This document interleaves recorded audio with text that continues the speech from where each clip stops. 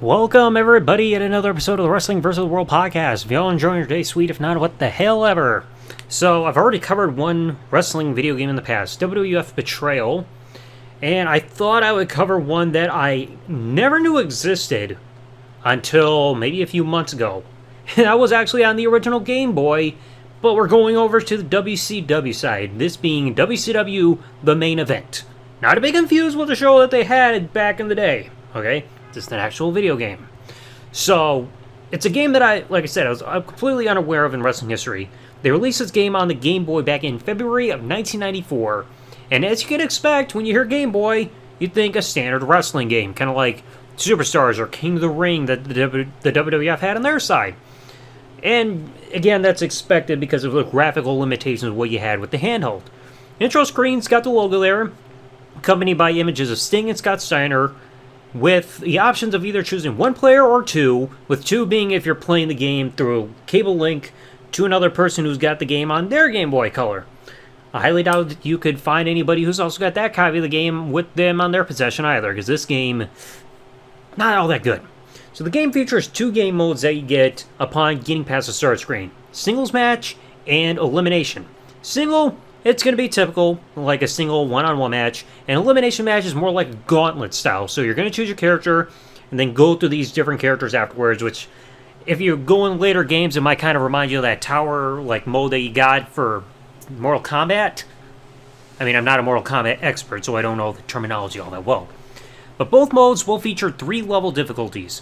Professional, Continental title, and World title for the 3 different difficulties. So Professional is going to be the easy mode, Medium is going to be Continental, and then the hardest difficulty will be World. Now, after you choose your game difficulty, you get 2 other options after that. You can either choose the time limit or the amount of falls. If you choose your time limit, you're going to be put in an Iron Man match, which is going to last either 5 minutes, 10, or 15. If you choose the number of falls, you choose between this being a 1 fall match, 3 falls, or 5. So you get one of those 2. When it comes to the game roster, you only have 9 options here. You've got Rick Rude, Ron Simmons, Sting, Steve Austin, Johnny B. Bad, Dustin Rhodes, Big Van Vader, Rick Steiner, and Scott Steiner. So, like, I get it, you probably have limited store space, but there are some other names we could throw in here. The visuals, like I said, pretty much look similar to what you see on the handheld games. Like I said, you play some of the WWF games on the Game Boy, you get the same thing visually here for the WCW side.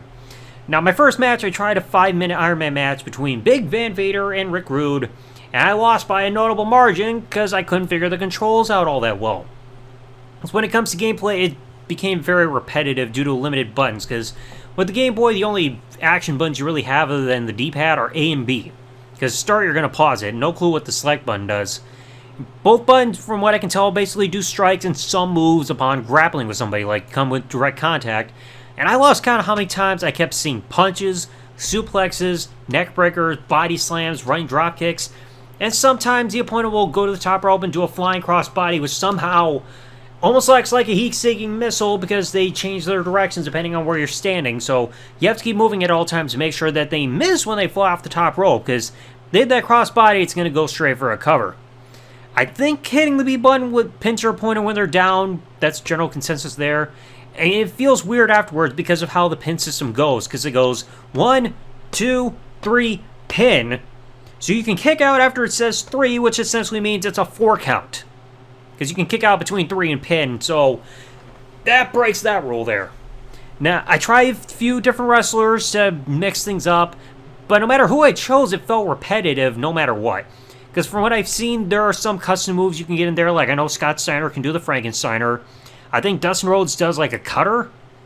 But I mean, I had a hard time being able to pull off any of these other kind of exclusive moves, because, again, I don't know how to do it.